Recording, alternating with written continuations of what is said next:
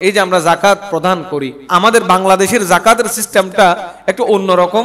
কারণ এখানে দারিদ্রিক ব্যক্তি বেশি, যেটা গরিব অসহায় মানুষ বেশি, যার কারণে আমাদের যাকাতটা দিতে হয় কাউকে 500 টাকা, কাউকে 1000 টাকা, কাউকে 200 টাকা, 100 টাকা, এইভাবে। কারণ সকলের মন রক্ষা করতে হচ্ছে। কিন্তু এই যে এটির কারণে আমাদের কি হচ্ছে, এটির কারণে যে গরিব সে গরিব থেকে যাচ্ছে, তার কোনো উন্নতি হচ্ছে না। তো আমি একটা জিনিস চিন্তা করে দেখলাম, আমাদের প্রত্যেকটা সমাজে এলাকার মধ্যে কিছু কিছু কমিটি আছে, যেমন মসজিদ কমিটি বলেন, তরুণ সংঘ বলেন, এই যে আপনাদের যুব সমাজের একটা কমিটি আছে যারা মাহফিল করে, বিভিন্ন দান করে, এই যে প্রবাসী কল্যাণ একটা সমিতি আছে। এই যে যে যে সমিতি, আমি প্রত্যেকটা জায়গায় যেখানে মাহফিলে গিয়েছি দেখতে পাই তরুণ উদ্যোক্তা যারা আছে তারা এলাকার ভালো ভালো কাজের মধ্যে নিজেকে এগিয়ে নিয়ে যাচ্ছে। এই যে আগে পূর্বের যুগের মধ্যে আমাদের ইয়াং জেনারেশন যারা আছে তারা নাচ গানের মধ্যে লিপ্ত থাকতো, এগুলোর মধ্যে লিপ্ত থাকলেও বর্তমান যুব সমাজ পরিবর্তনের দিকে আসছে। এখন তারা ইবাদত বন্দেগী করছে, মানুষকে কিভাবে সহযোগিতা করতে পারে ওই দিকে তারা এগিয়ে যাচ্ছে।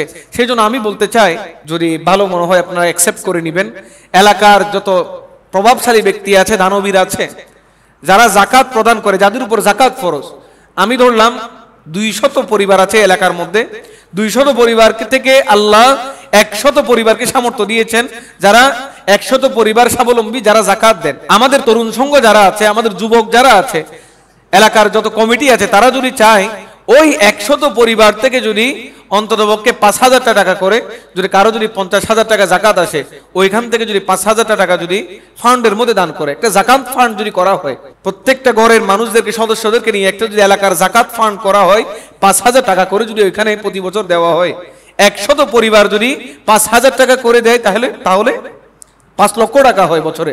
আপনারা বলুন, 5 লক্ষ টাকার একটা অ্যামাউন্ট যদি কোনো একটা পরিবারের মধ্যে দেওয়া হয়, ওই পরিবার কি স্বাবলম্বী হবে না?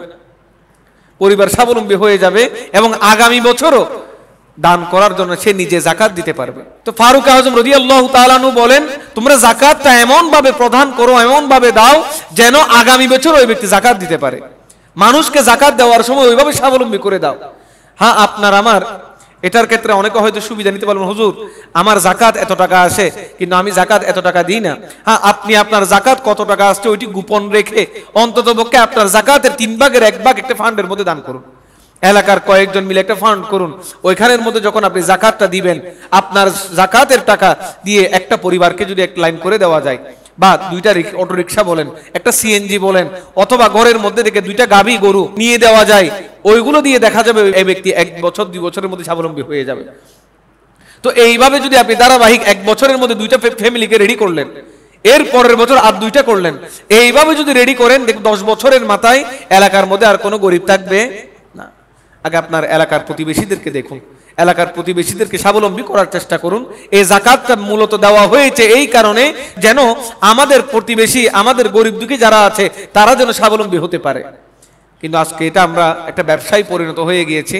যার ইনকাম আছে সেও টাকা নেই, যার থেকে যাকাত ফরজ সেও নেই, যার থেকে যাকাত ফরজ না সেও নেই। মানে এমন একটা অবস্থা হয়ে গিয়েছে, যার সামর্থ্য আছে সেও টাকা খুঁজে। আল্লাহ আমাদেরকে বুঝার তৌফিক দান করুক, প্রত্যেকে বলি আমিন। ওইদিকে যদি একটু লক্ষ্য রাখেন, আশা রাখি আগামী বছর